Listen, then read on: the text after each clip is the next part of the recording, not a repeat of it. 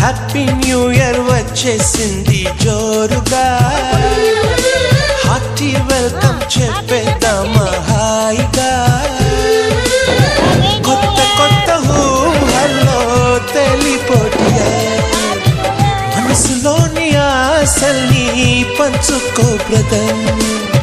గుండెలోని భావాలు గుప్పుమన్న ఈ వేళ, కదిలల్లే కాలపు కన్నెకి టాటా చెప్పుదామా. జనవరితో అడుగులు వేస్తూ ముందుకి పోదామా.